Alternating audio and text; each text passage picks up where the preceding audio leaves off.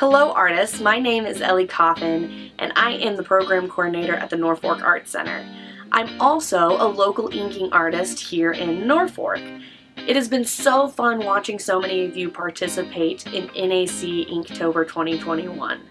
To help aid you in the rest of this month, today is the first day we are launching our virtual inking classes. In these classes, you will learn several different inking techniques to help aid you in completing your goal of finishing out this month's sketches. So let's begin.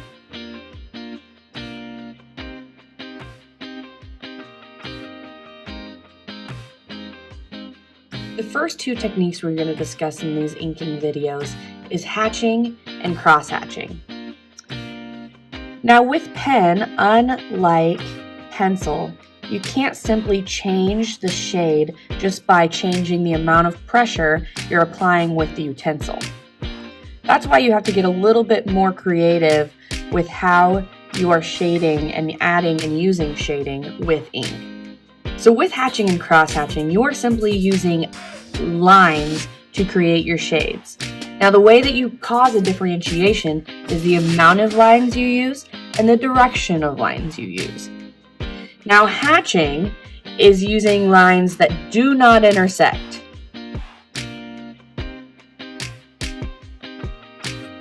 Cross-hatching is using lines that go in multiple directions and do intersect.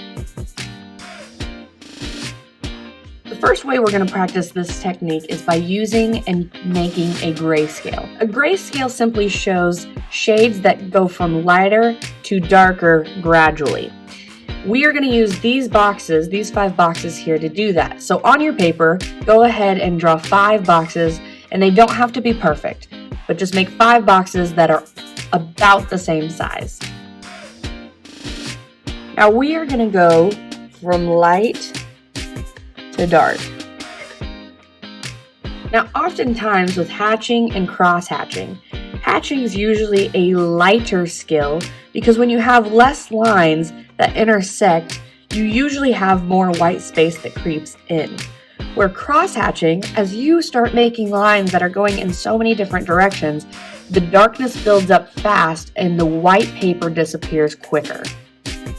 So oftentimes when I'm doing inking and when I'm making a grayscale, I will start with just hatching in the first box and then slowly add new directions of line, exercising cross-hatching as I get darker. So for the first box, for instance, I'm going to go ahead and I'm just going to make some very spaced out lines. Now, of course, my lines aren't perfectly straight, and that's the beauty of hatching and cross-hatching, is they don't have to be. Obviously, there's a lot of white space still left between my lines. This is already creating a very light shade. In the second box, I'm not just going to add one direction of line, I'm going to add 2 directions of line. I'm also going to bring my lines a little bit closer together than the first box. As you can see, this box looks a little bit darker than this box to our eyes, and this is done by just simply adding more directions of lines as well as eliminating the space between each line. Now we're going to continue with that idea as we go down our grayscale and get darker. For this next box, I'm going to bring my lines closer together, but I'm also going to add another direction of line.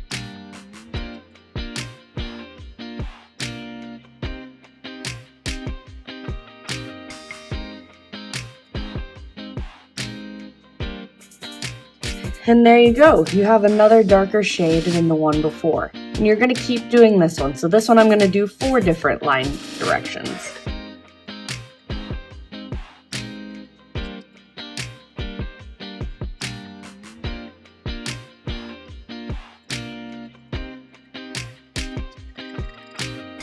Now for this last box, we want to attempt to eliminate all of the white. So you want to make sure that you don't just scribble in the space and make it black, because ink pens also leave indentions behind. So it will be very evident that this isn't shaded the same as these. So you still have to use the same line technique. You're just going to repeat your line directions over and over until you get those white spaces filled.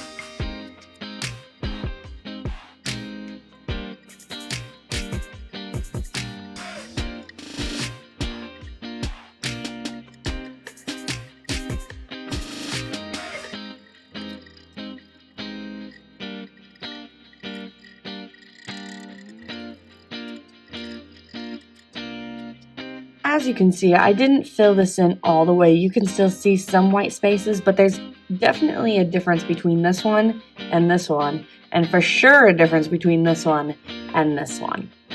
It's easy to separate your shades when they're in separate boxes. However, what happens when you come to a form that has very blended shades? In this next practice, we're going to practice using these spheres. One, we're just going to do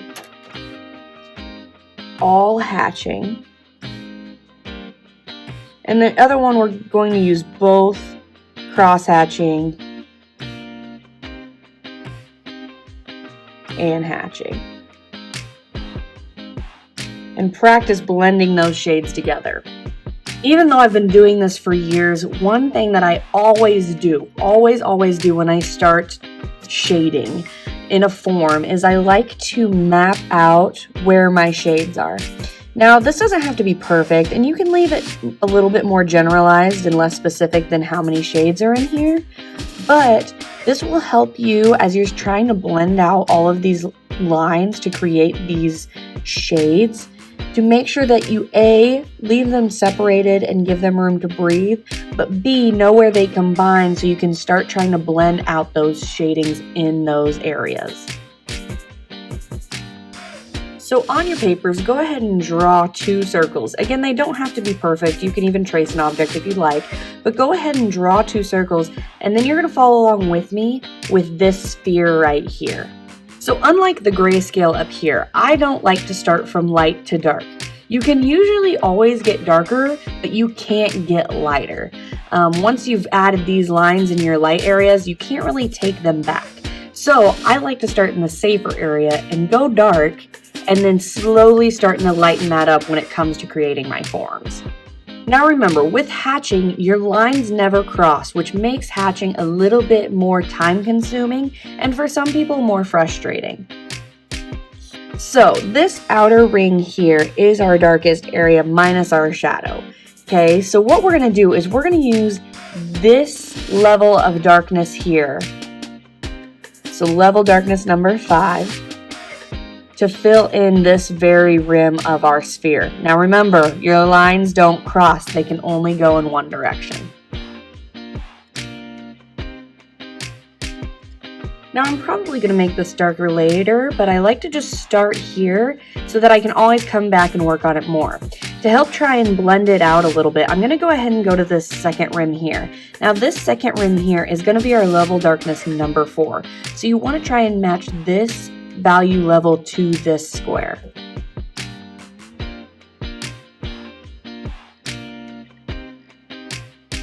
So I'm going to go ahead and stop there with that one, and I'm going to go to the third rim. Now again, this is going to match about level 3's darkness and value. Now with your lighter areas, remember it's better to stop a little bit early so that you don't get too dark. You can always go in and buff it out more. So now this next rim here, I'm going to kind of do a mix between level 2 and level 1 because we want to leave this highlight blank. So you're going to just slowly start adding some lines in here. So now we need to start blending our layers out. So I'm going to go through and I'm going to start adding lines that go all the way through my different layers. And now I'm going to go and start increasing some of my value levels.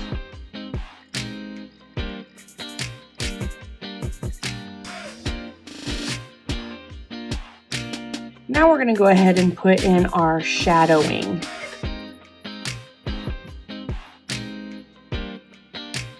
Remember, your shadow is your darkest area, so that needs to be even more dark than your outer rim.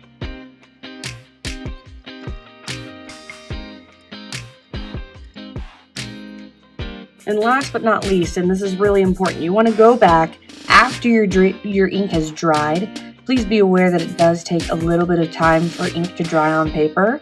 So if you wipe across it or you go into erase, you're very likely to smear that ink. So you want to give it a little bit of time to sit, and then you want to go back in with your eraser and erase out those rim lines that we drew in at the beginning. And there you have it, a shaded hatching sphere. This next sphere that we're going to do, you're going to use both skills. So hatching and cross hatching, kind of like we did up here. This will help you create more levels of shade easier. So just like the last one, we're going to go ahead and start with the outer rim that should match about a level 5.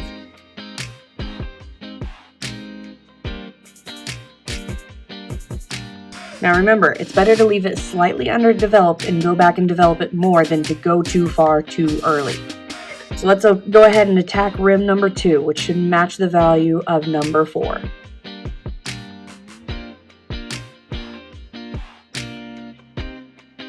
Remember, leave her slightly underdeveloped so that we can come back and buff it out more. Next rim should match value of number 3. And just like in this sphere, I'm going to go ahead and kind of mix values 1 and 2 for this last little area here. And again, I'm going to try and leave this little circle blank as our brightest highlight. I know right now that looks kind of crazy, but now we're going to start buffing it out. Now, I think it's easier to blend out your hatching and cross hatching because to blend, you're just going to start adding directions of lines that go between the two different sides of your divisions.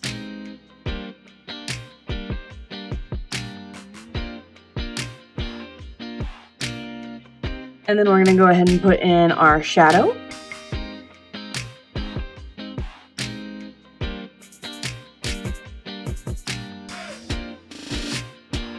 And then, of course, your last step is going in and erasing your pencil marks once your ink is dry. And there you go. Those are the techniques of hatching and cross-hatching. Now, I would suggest that you go and you look up something like a picture of an apple and continue to practice these skills before diving into something really, really big. But that's all you need to know. With just those skills, you can become a very, very talented inking artist.